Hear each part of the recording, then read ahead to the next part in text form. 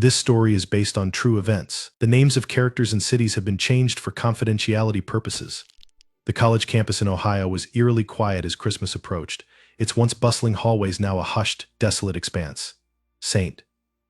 Gabriel University, known for its beautiful Gothic architecture and vibrant student life, had fallen into an unsettling stillness, the kind of silence that feels unnatural, as though the entire world has been paused, holding its breath in anticipation.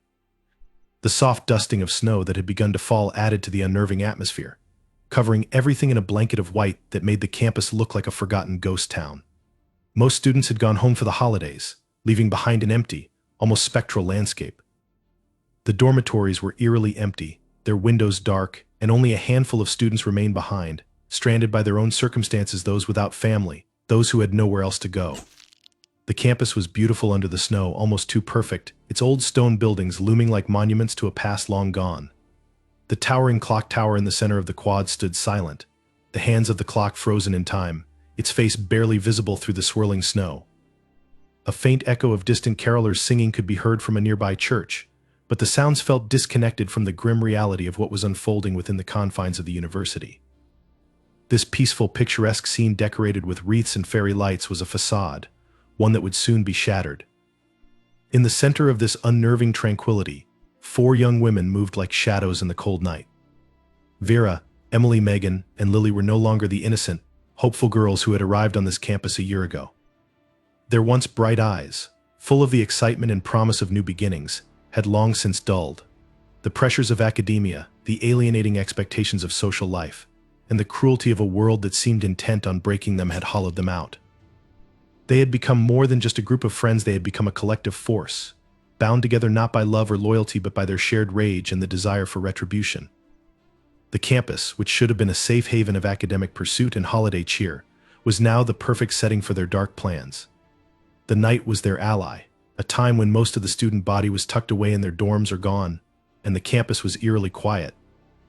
The Christmas decorations, once symbols of warmth and joy, now felt twisted in the cold, their lights flickering like faint reminders of a holiday that was anything but joyful. It was as if the entire campus had been waiting for something to happen, as if the crisp air and the layer of snow that covered the ground were silently witnessing a tragedy that was about to unfold. The snow was falling heavier now, coating the paths and trees in a thick layer of white, muffling any sound. The chill in the air cut through the fabric of the students' clothing, a biting reminder of the harshness of the world. The campus was deserted, the echoes of footsteps unheard beneath the soft crunch of the snow. The girls had made their way through the main courtyard, moving with the precision of hunters, their every movement calculated, deliberate. The winding paths that led to the dorms seemed longer than usual, the absence of life in the buildings around them making the place feel even more remote. It was as if the world itself had stepped back, leaving only these 4 girls behind to carry out their grim purpose. They passed the quad, where a tall Christmas tree stood in the center, its lights blinking dimly in the darkness. The lights, once a symbol of holiday cheer, now seemed hollow, their glow a faint mockery of what should have been. The girls didn't pause. They barely acknowledged the tree, their eyes fixed ahead, knowing their goal was within reach. Their hearts beat in unison, a collective drum of fear, anger, and anticipation that seemed to reverberate through the cold air. This was the moment they had been waiting for. Inside the nearby dormitory buildings, the lights were dim, and the halls were devoid of life. The few students who remained on campus were scattered throughout the dorms, some reading, some sleeping, unaware that their world was about to be torn apart. Their innocence, their quiet holiday evenings, were about to be shattered by the very people they had walked past each day, never once suspecting the depths of the girls' rage. The girls moved through the corridors, their footsteps light but firm, knowing the hallways would soon be filled with screams. They had planned this night with meticulous care, choosing this particular time because it offered the perfect combination of solitude and vulnerability. No one would come to the rescue. No one would hear the cries for help. The authorities, if they were called, would be too far away to reach them in time. The campus would be theirs, and for the first time in a long while they would feel in control. Each of the 4 girls carried with them the weight of their own brokenness. Emily, the quiet one, had never fully recovered from the bullying she had endured in high school. Megan, once the life of the party, had slowly been consumed by a deep loneliness she could no longer escape. Lily, the bookish one, had always felt invisible, overlooked, and ignored by everyone around her. And Vera, once the leader of their group, had watched as her closest friends fell apart, powerless to help them, until she realized that perhaps the only way to fix things was to take control. Together, they had become something more than just victims. They had become a force of destruction, one that would never be overlooked again. The halls of the dormitory seemed endless, stretching out before them like a maze. The faint sound of laughter and conversation could be heard from behind closed doors, but the girls knew these were the final moments before everything would be consumed by chaos. They reached the first floor of the building and stood in front of a locked door, behind which several students had gathered for a late-night study session. Without a word, they set to work. Each girl had a role to play, and they knew their task well. They had planned for this moment, and now there would be no turning back. The first scream came almost immediately, piercing the quiet night like a knife. It was quickly followed by others' screams of terror, of disbelief. The girls moved with cold precision, their actions swift, their faces emotionless, as though they were performing a task that had long since lost any connection to humanity. The lights in the hallway flickered, casting long shadows that danced on the walls, as though mocking the lives that were being taken. The screams echoed through the corridors, but no one would answer. No one would come. Outside, the snow continued to fall, the soft flurry of flakes masking the horror that was unfolding within. The world outside remained unaware, the Christmas lights twinkling softly in the distance, while inside the walls of the college, a nightmare was coming to life. The girls moved from room to room, each step more deliberate than the last, until the campus was littered with the broken bodies of those who had never expected such a horrific fate. The snow, untouched by footprints or life, would soon be stained with the blood of the innocent, the campus forever haunted by the shadows of what had been. And all the while, the clock ticked on, indifferent to the massacre that had begun. The festive cheer outside the gates of the university would soon be forgotten, replaced by a deep, unshakable silence, one that would linger long after the snow had melted and the bodies had been taken away. The nightmare had only just begun. The air in St. Gabriel University was sharp with the cold of a bitter Christmas Eve, its once innocent atmosphere now distorted by a suffocating tension that seemed to have settled over the campus like an unseen weight. As the first snowflakes fell, blanketing the college grounds in a veneer of purity, the four girls, Vera, Emily, Megan, and Lily, stood apart from the world that once understood them, their hearts hardened by a raw, festering pain. What had begun as an innocent friendship had long since morphed into something darker, something they could no longer escape. Vera had always been the leader. She was the one who had initially brought the group together, the one who spoke of dreams and plans for their future. But those dreams had shattered in the harsh reality of university life. The world that had once seemed filled with possibilities had quickly turned cold and indifferent. It wasn't just the pressure to succeed academically, or the constant judgment of their appearances, it was the cruelty they had found in each other's eyes and the overwhelming sense of being invisible. Emily was the quiet one, the one who had struggled the most. She had entered college with high hopes, a desire to fit in, to be liked. But the endless teasing, the exclusion from cliques, and the harsh words spoken behind her back had left her with an aching, unhealable wound. Her once vibrant personality had dulled, replaced by an almost paralyzing sense of hopelessness. The constant bullying, from classmates who mocked her for her awkwardness, her perceived inability to live up to their standards, wore on her like an invisible disease. But what stung most was the betrayal of her closest friends.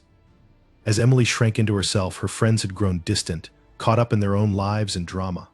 She had been left alone, a casualty of a world she never truly understood. Megan's anger had been brewing long before college. It had festered in the darkness of her room, hidden behind the walls of a broken home. Her parents' arguments, their neglect, and their constant disappointment had shaped her view of the world.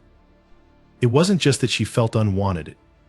It was that she had never been enough for anyone, not her parents, not her friends, and certainly not the people who had claimed to love her. When she arrived at university, she had hoped for a fresh start. But the pressure to fit in, the pressure to be perfect, to be beautiful, to be liked, pushed her deeper into herself. The rejection she faced from those around her stung, but the final blow had come when she learned that Vera, Emily, and Lily, the friends she had counted on, had stopped caring about her. They had all turned away, lost in their own hurt and confusion, and Megan had been left to fester in her isolation. The anger that simmered within her was no longer something she could ignore. Lily, the quiet observer, had once looked up to the others. She had admired the way they moved through the world with a sense of confidence that she could never quite achieve. But her admiration had quickly turned to resentment as she realized that beneath the surface of their glamorous lives, they were as broken as she was. Their cruelty, their indifference, their quiet judgments of her, all of it had settled into her heart like poison. She had been invisible to them, just as she had been invisible to everyone else.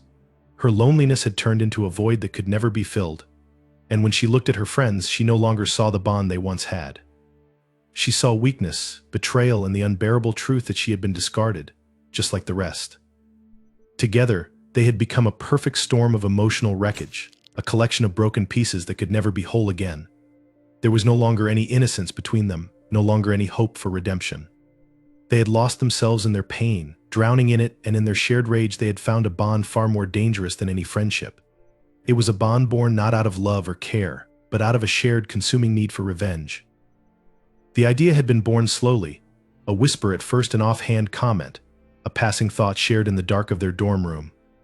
But as the weeks went by, as they endured the unbearable weight of their anger, the idea began to take root. Revenge wasn't just a fleeting fantasy anymore, it was an obsession. They would make the world feel their pain. They would show the people who had hurt them, ignored them, and betrayed them that they had underestimated them.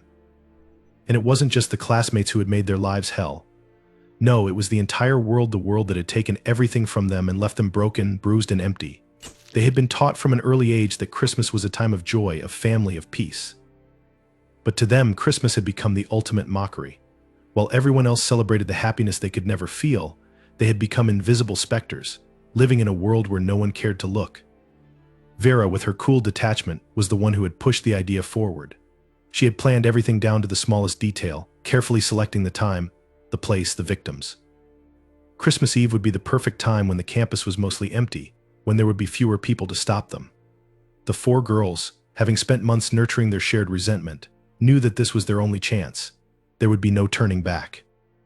Each one of them had felt the sting of rejection, the hurt of being overlooked, and the suffocating weight of societal expectations.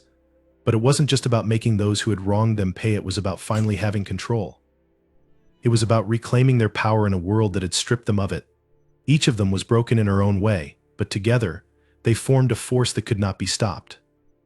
They had shed their innocence, embraced their rage, and forged a plan that would turn Christmas Eve into a blood-soaked symphony of vengeance. The quiet dorm rooms, the snowy campus, and the darkened hallways would soon be filled with screams, the walls stained with the fury of four young women who had been pushed too far. In their minds, the massacre was not just justified, it was necessary. It was the world's reckoning for the pain it had caused them. They had waited long enough. They had suffered long enough. Now, it was their turn to make the world understand just how deeply it had scarred them. And when the night was over, they would be the ones left standing in the ruins of their own creation, powerless to undo what had been done, but coldly indifferent to the consequences. The plan had taken shape quietly, in the shadows of their dorm rooms, away from the prying eyes of the world.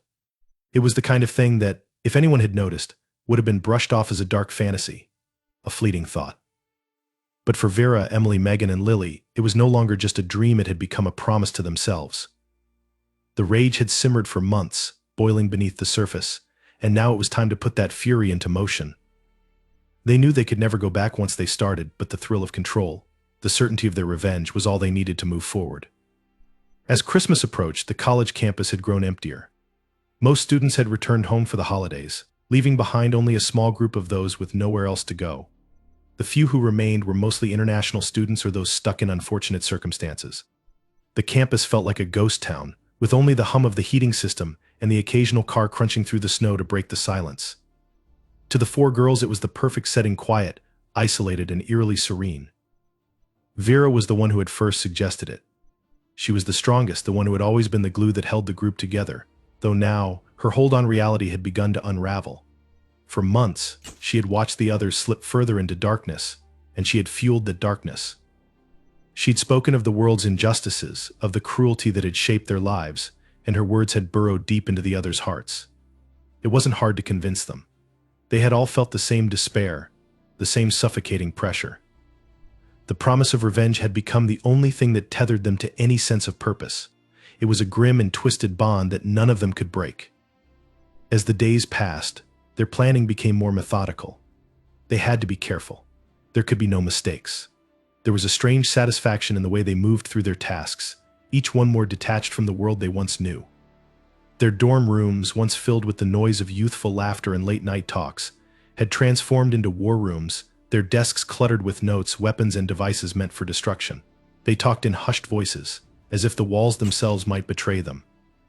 They spoke of target students who had made their lives hell, the professors who had belittled them, and the administrators who had ignored their cries for help.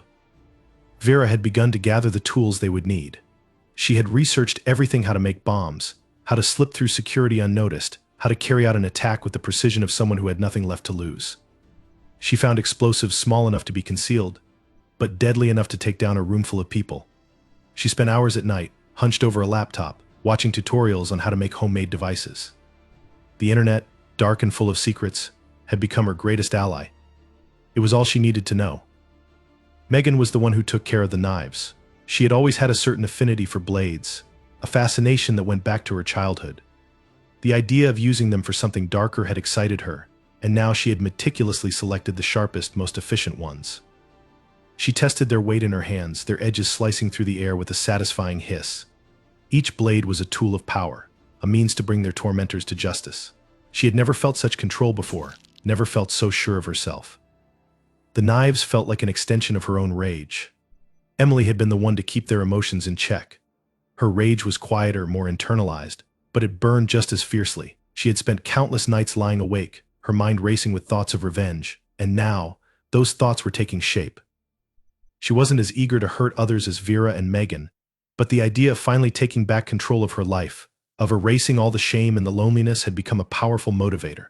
She helped plan their routes, their exits, and the timing of it all.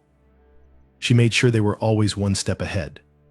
For her, the planning was a way to bury the fear, to push aside the creeping doubts that tried to break through her resolve. She had no room for hesitation. Lily was the quietest of them all. While the others had taken to their weapons, their tools, Lily had focused on something else entirely.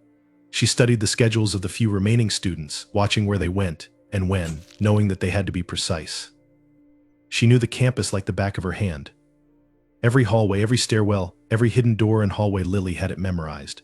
She spent hours walking the empty campus, tracing out escape routes, timing how long it would take to reach each location. She wanted everything to be perfect. Her role was simple: she would be the one to make sure they didn't get caught. She would make sure they could disappear without a trace. There was something soothing about the cold air outside, the crunch of her boots in the snow. The silence gave her clarity, and for the first time in months she felt at peace. The more they planned, the more they grew into their roles. It was as if the world had become something distant, something irrelevant. They no longer cared for the future, for the things they once wanted. The only thing that mattered was what they would do next. Every part of their preparation felt like a step towards something inevitable, something they had no power to stop. The school, the students, the life they had known, it was all just a backdrop for their revenge. And so, as Christmas Eve finally arrived, the girls knew it was time. They had no doubts, no regrets. The campus was quiet, the buildings empty except for the few students who remained. The dormitories were locked down for the holidays, leaving only the few who had nowhere else to go. The four girls, dressed in dark clothes and hoods, slipped out into the night, their hearts pounding in anticipation. The campus, once a place of dreams, was now a hunting ground. They had prepared, and now they would execute their plan. There was no turning back. The night was cold, the snow a silent witness to what would soon unfold. The girls moved with precision, each one playing her part. They would not be stopped. Their rage, their betrayal, their lost innocence, it had all led to this moment. And as they moved deeper into the heart of the campus, their hearts beat in unison, knowing that when it was over, nothing would be the same again. The night of Christmas Eve arrived with a cold so biting that it seemed to cut through everything, turning the world outside into a silent wasteland of white. The streets of the sleepy Ohio town were deserted, the usual holiday cheer replaced by a sense of oppressive stillness. The once vibrant lights of the campus were now faint glows in the distance, their cheerful reds, greens, and whites softened by the weight of the snow. To anyone passing by, it would have looked like any other quiet night before Christmas. But on St. Gabriel's campus, hidden in its cold, silent halls, the calm before the storm was anything but peaceful. Inside the girls' dormitory, the shadows of four young women gathered, their bodies barely noticeable in the darkened room. They were dressed in black, blending into the night like ghosts, the weight of their plan settling on their shoulders like a shroud. The air in the room was thick with tension, yet there was no fear, no hesitation. There was only purpose. They had long since shed the remnants of their former selves, discarded their vulnerability like a winter coat left on a hanger. Tonight they would be something else entirely. Tonight they would claim the power they had been denied. Vera, as always, took the lead. Her eyes glinted with a cold, unfeeling calculation, the kind of look that no longer belonged to a person, but to something far darker, something fueled only by the need for retribution. Megan stood close behind her, her hands trembling slightly, but only with anticipation. Emily, usually the quietest, now stood with an unsettling stillness, her eyes empty, as if she had finally closed off every piece of her soul that might have once felt guilt. Lily, the most calculating of them all, watched the others with a detached curiosity, as if observing a plan unfold that had already been set in motion long ago. They were ready. The air outside had grown colder, and the clock ticked closer to midnight. The campus was practically empty now. Only a handful of students remained, scattered in the dorms, their celebrations or solitude nothing more than faint echoes in the vast emptiness of the university grounds. Those few souls would soon realize that this Christmas Eve would not be the night of joy and light they had expected, but the beginning of something far worse. One by one, the four girls made their way out of the dormitory, slipping through the narrow hallways and exiting the back door, careful not to alert anyone. The snow crunched underfoot, the only sound that broke the absolute silence of the night. Their breath clouded in front of them, each exhale a sharp reminder of the cold that gripped everything in sight. They moved swiftly, their footsteps calculated, each step taking them closer to the heart of the campus, where their victims would soon be. The first stop was the student lounge. Its large windows were dark, its interior empty, save for a few students who had chosen to remain on campus for the holiday. They were spread across tables, heads down in books or phones, unaware that this quiet place would soon be the site of their last moments. The girls approached the entrance, the darkness cloaking their intentions. Inside, the faint hum of the heating system and the soft rustle of pages filled the air. No one looked up. The girls stepped into the room, silent as predators. Without warning, Vera moved first. She pulled a small device from her bag, a bomb, something she had carefully crafted in the weeks leading up to tonight. The air seemed to crackle around them as she placed it carefully beneath one of the tables, where it would go unnoticed. Emily, following her lead, quickly began positioning small, concealed devices across the room. The tension in the air was palpable, thick with the knowledge that everything was about to change. And then, the explosion ripped through the room.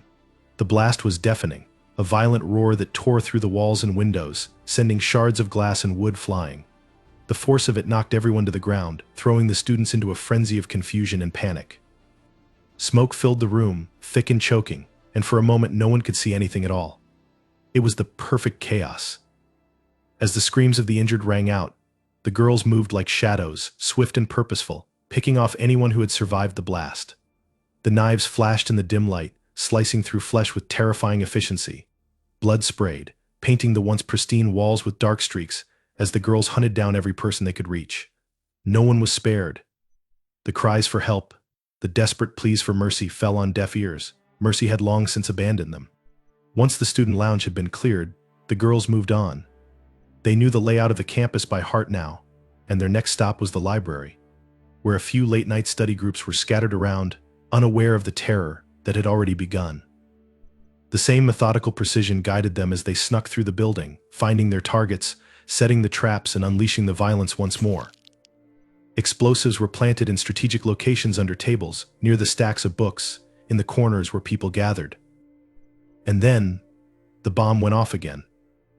The library, once a place of knowledge and calm, was reduced to rubble, bookshelves collapsing, students screaming as the blast sent them flying. The girls were quick, moving through the smoke and dust, cutting down anyone in their path. The night stretched on in a blur of carnage. The explosions echoed through the campus, each blast followed by the sickening sound of steel cutting flesh. The girls had no hesitation now, no doubts. Their plan was unfolding perfectly. Each room, each hallway was cleared with terrifying efficiency. The college, once alive with the chatter of students and professors, had become a nightmare. By the time they reached the final building, the campus was unrecognizable.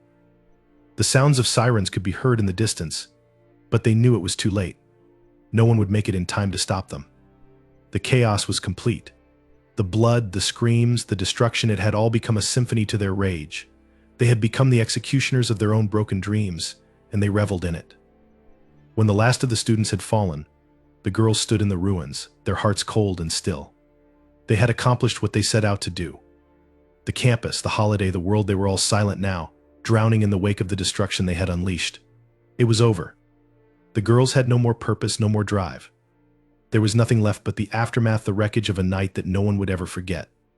And as the first light of Christmas morning began to creep across the sky, they vanished into the shadows, leaving behind a campus shattered, broken, and haunted by the ghosts of what had just transpired. The aftermath was a scene from a nightmare, a horrific and unfathomable destruction that stained the quiet Ohio campus. The morning sun, usually a symbol of hope and new beginnings, now stood as a silent witness to an unimaginable tragedy. What had been a peaceful, sleepy Christmas Eve, a night of serenity and cold beauty, was now transformed into a war zone, a place of carnage, confusion, and grief. The air was thick with the acrid scent of smoke and blood, an unnatural mixture that clung to everything it touched. At first there was only silence, a deep, suffocating stillness that blanketed the entire campus. The streets were empty, the wind carrying only the sound of distant sirens and the occasional crackling of radio transmissions. No one dared to move, not yet. Those few who had survived the initial onslaught were still hiding, paralyzed by the terror that had gripped them in the moments before the bombs exploded. They had witnessed their friends, their peers, being torn apart in an instant, their screams echoing in their ears long after the dust had settled. The campus had become a ghost town, its usual vibrancy now drowned in the horror that had unfolded. It wasn't until the first responders arrived that the true scale of the devastation began to unfold. Police, paramedics, and fire crews flooded the campus, their boots crunching over the snow, their faces pale with disbelief. They had no idea what they were walking into, no understanding of the sheer extent of the bloodshed. As they moved toward the epicenter, the student lounge where the first explosion had ripped through the building, they were met with a sight that would haunt them forever. The door was blown off its hinges, the glass windows shattered into jagged shards that glittered ominously in the morning light. Inside, the room was unrecognizable.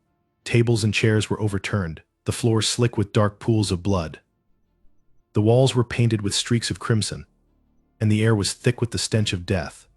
Body parts, torn and broken, were scattered across the room, their positions defying logic, a horrific testament to the blast's force. The sound of gasping breaths and muffled sobs came from the survivors, huddled in corners, too terrified to move. They were covered in soot, blood, and debris, their faces frozen in a mixture of shock and disbelief. Some were unrecognizable, their clothing and features mangled beyond repair, while others clung to life with desperate, shallow breaths. The survivors' eyes darted in every direction, their minds unable to fully comprehend what had just happened. In the silence that followed the explosions, the faint whimper of a student trapped beneath the rubble was the only sound that filled the air, a chilling reminder that the horrors were not yet over. As paramedics rushed to treat the wounded and pull survivors from the wreckage, a dreadful realization began to settle in. The death toll was higher than anyone could have imagined. Word began to spread through the campus, through the local news channels, and across social media. The unimaginable had happened. 148 students, faculty members, and staff were dead. The numbers climbed with each passing hour as the rescue teams combed through the wreckage, finding bodies, each one more grotesque than the last. The toll continued to rise as more bodies were discovered in the library, the dormitories, and the hallways, places once filled with laughter, camaraderie, and youthful energy, now stained with blood and torn to pieces. The scope of the attack was staggering. What had started as a few small explosions in confined spaces had rapidly escalated into a full-scale massacre. The girls' plan had been more intricate, more calculated than anyone could have predicted. The bombs they had planted, small, precise, but powerful enough to cause massive damage, had detonated in a series of timed explosions, each one rippling out with a force that was impossible to escape. The knives they had used in the aftermath had ensured that no one was left alive who had witnessed the carnage. The attackers had been cold, methodical, and ruthless, cutting down anyone who had the misfortune of crossing their path. As the day wore on, the campus descended into chaos. News outlets arrived in droves, their cameras capturing images of the carnage, of the endless rows of body bags, of the students being carried out on stretchers, their faces covered in blood, their eyes wide open in terror. The reporters spoke in hushed tones, their voices cracking with the weight of the tragedy they were documenting.